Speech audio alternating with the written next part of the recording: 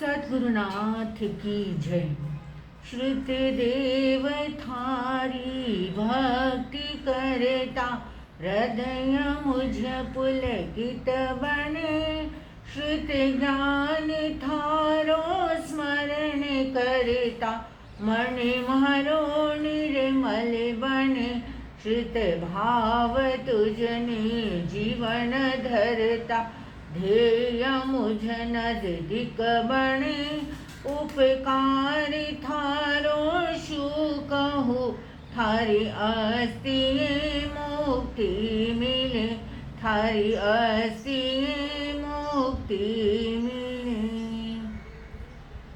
आज हम देखने जा रहे हैं संज्ञा का ठोकरा। यह ठोकरा जिसका 55वां सूत्र के अंदर वर्णन आता है, और उस 55वां सूत्र में यह संज्ञा का ठोकरा चलता है। कहते हैं कि गौतम स्वामी प्रभु परमात्मा से वंदन नमस्कार करते हुए विनय पूर्वक पूछते हैं कि अहो भगवान, संज्ञा कितने प्रकार की है। क्या सवाल किया है गौतम स्वामी ने प्रभु परमात्मा से कि अहो भगवान, संज्ञा कितने प्रकार की है। तब भगवान कहते हैं कि हे गौतम, संज्ञा 10 प्रकार की है। कितने प्रकार की? हमको 4 संज्ञा का ही पता है, लेकिन प्रभु परमात्मा ने 55वां सूत्र में गौतम स्वामी को कहा कि हे गौतम, संज्ञा 10 प्रकार की है। और यह 10 प्रकार की संज्ञा कौन सी है? तो कहते हैं आहार संज्ञा, भय संज्ञा, मैथुन संज्ञा, परिग्रह संज्ञा, क्रोध संज्ञा, मान संज्ञा, माया संज्ञा, लोभ संज्ञा, लोक संज्ञा और ओघ संज्ञा। यहाँ 10 संज्ञा बताई गई है। अब संज्ञा यानी क्या? संज्ञा यानी इच्छा, हमारे मन में उठने वाली भावना, इच्छा। तो भगवान कहते हैं कि आहार संज्ञा, पहली संज्ञा कौन सी बताई है? आहार संज्ञा। अब यह आहार संज्ञा हमारे बीच में, हमारे भीतर में कैसे उत्पन्न होती है, उसके लिए प्रभु परमात्मा ने 4 कारण बताए हुए हैं आहार संज्ञा की उत्पत्ति के।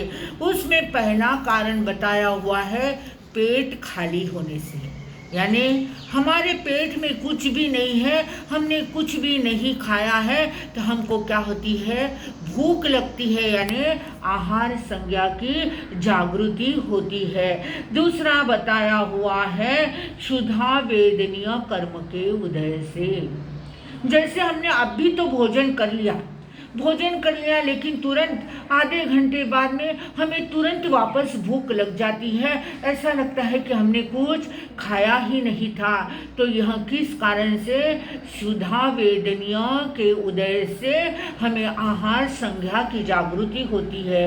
तीसरा कारण बताया हुआ है आहार का चिंतन करने से। अब जैसे हम कहीं रास्ते से जा रहे हैं और हमें किसी चीज़ की सुगंध आ जाए, तो हम बोलते हैं अरे हाँ, यह तो क्या है, शीरे की सुगंध आ रही है, अमुक चीज़ की सुगंध आ रही है। और उस चीज़ को याद करके हमें अगर वह पसंद हो तो हमारे भीतर में उस चीज़ को खाने की, आहार करने की क्या है, लालसा जाग जाती है। यानी आहार का अगर हम चिंतन भी करते हैं तो हमारे भीतर में आहार संज्ञा की उत्पत्ति हो जाती है। चौथा कारण बताया है आहार संबंधी बातें करने से। अगर हम 2-4 जने मिल गई बहनें और वहाँ पर आज मेरे घर में ये बनाया, आज मेरे घर में वो बनाया, और उसमें से अगर हमें कोई चीज़ बहुत पसंद हो तो यह सारी बातें सुनकर हमें क्या होता है, उस चीज़ को खाने की हमारे मन में इच्छा जागृत हो जाती है, और हम सोचते हैं कि नहीं, अब घर पे जाकर मैं यह चीज़ बनाऊंगी और खाऊंगी। यानी आहार संबंधी बातें करने से भी हमारे भीतर में आहार संज्ञा की उत्पत्ति होती है। तो यह 4 कारण आहार संज्ञा की उत्पत्ति के भगवान ने बताया है। उसके बाद में है भय संज्ञा। भय संज्ञा भी 4 कारणों से उत्पन्न होती है। पहला कारण है धीरज के अभाव में, यानी हमारे भीतर में धैर्यशीलता अगर कम हो तो छोटा सा भी कुछ हम देख लेते हैं तो हमारे भीतर में क्या हो जाता है, तुरंत भय की जागृति हो जाती है। कोई हमको डांट दे, कोई हमको ऊंची आवाज में बोल दे, तो हमारे भीतर में धैर्य की कमी होने के कारण हमारे भीतर में क्या होता है, उनके प्रति भय जागृत हो जाता है। दूसरा कारण बताया हुआ है भय मोहनीय के उदय से। भय मोहनीय का कर्म का उदय हो तो बिना कारण भी हमको थोड़ी सी भी कहीं पर हम घर में अकेले हो और थोड़ी सी आवाज आ जाए, थोड़ा सा कुछ हो जाए, तो हमें तुरंत डर लग जाता है कि कौन आया होगा, कौन आया होगा। यानी हमारे भय मोहनीय कर्म का उदय हो तो हमारे भीतर में भय संज्ञा की जागृति होती है। तीसरा कारण बताया हुआ है भय का चिंतन करने से। अब भय का चिंतन यानी जैसे हम पेपर में पढ़ते हैं या आप लोग टीवी पर देखते हैं कि अमुक जगह पर ऐसा हुआ, वहाँ पर डाका गिरा, वहाँ पर चोरी हुई, अमुक को लूट लिया, उसको मार दिया। तो यह बातें हम सुनते हैं तो हमारे भीतर में उसका चिंतन चलने लग जाता है, और उसका चिंतन चलता है तो हमें भी डर लगता है। रास्ते से हम चल रहे हैं तो कहीं मेरे साथ तो ऐसा ना होगा, कहीं एक्सीडेंट तो नहीं होगा, कोई मेरे घर को तो नहीं लूट लेगा। यानी यह भय का चिंतन हमारे भीतर में भय संज्ञा को उत्पन्न करता है। चौथा कारण बताया हुआ है भय संबंधी बातें करने से। अगर हम कोई भय संबंधी बातें करते हैं कि किसी के यहाँ पर आज कुछ हुआ है, किसी को कोई तकलीफ हुई है, किसी के यहाँ डाका पड़ा है, तो इस भय संबंधी बातें अगर हम दिन भर में करते हैं या फिर टीवी पर हम किसी भी प्रकार का भय संबंधी कोई चित्र देख लेते हैं तो हमारे भीतर में वह बात बैठ जाती है और हम बार बार उस बात को याद करके क्या करते हैं, हमारे भीतर में भय उत्पन्न हो जाता है।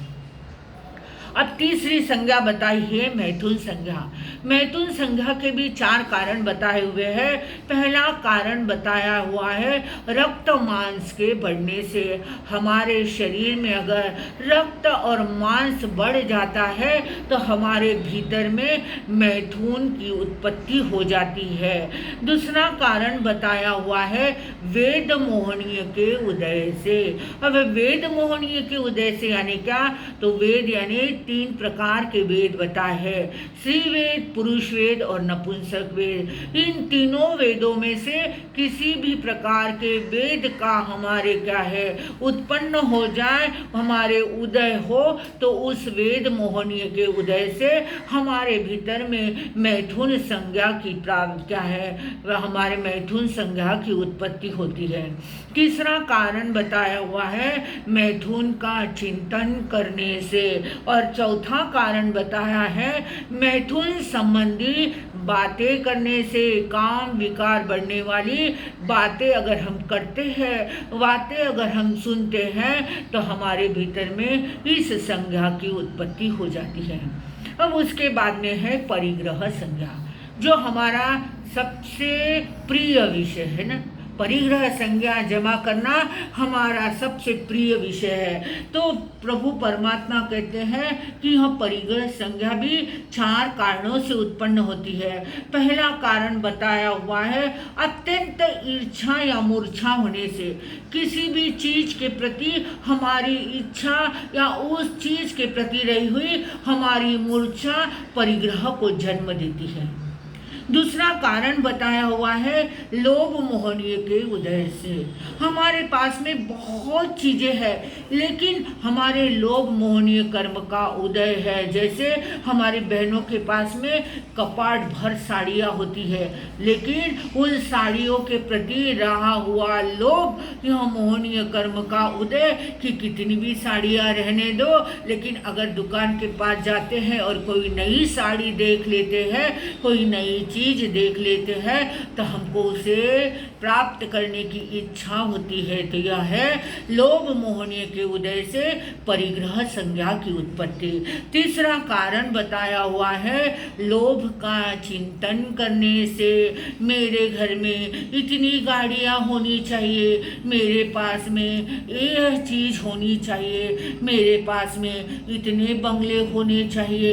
इस प्रकार लोभ का चिंतन करने से उस चीज़ को प्राप्त करने की हमारे मन में इच्छा होना, यानी लोभ का चिंतन करना है। अब चौथा कारण बताया है, लोभ संबंधी बातें करने से हमारे भीतर में परिग्रह संज्ञा की उत्पत्ति होती है। तो यह 4 कारण हमने देखे हैं। उसके बाद में गौतम स्वामी भगवान से पूछते हैं कि आओ भगवान, मैंने आहार, भय, मैथुन और परिग्रह संज्ञा उत्पत्ति के कारण तो जान लिए है, लेकिन अब मैं जानना चाहता हूँ कि क्रोध, मान, माया, लोभ संज्ञा किस कारणों से उत्पन्न होती है। तब भगवान कहते हैं कि हे गौतम, यह चारों ही संज्ञा जो है, यह किसी भी प्रकार का निमित्त और कारण मिलने से उत्पन्न होती है। देखो, अब है हमारी 5वीं संज्ञा, क्रोध संज्ञा। क्रोध यानी कोई क्रोध का निमित्त हो जाए, किसी ने हमारी बात नहीं सुनी, हमारे मनपसंद किसी ने हमने बोला और उसने वह कार्य नहीं किया, तो तुरंत हमें क्या आ जाता है, क्रोध आ जाता है। ऐसे कई कारण होते हैं, निमित्त होते हैं कि जिस कारण से क्रोध संज्ञा की उत्पत्ति होती है। दूसरा है मान संज्ञा। मान यानी अभिमान, हमारा अभिमान, किसी ने हमारी बात में नहीं सुनी, हम घर में बड़े हैं और बड़े होकर भी हमको छोटों ने, घर वालों ने हमें सम्मान नहीं दिया, हमें आदर नहीं दिया, तो हमारा मान संज्ञा क्या हो जाती है, जागृत हो जाती है।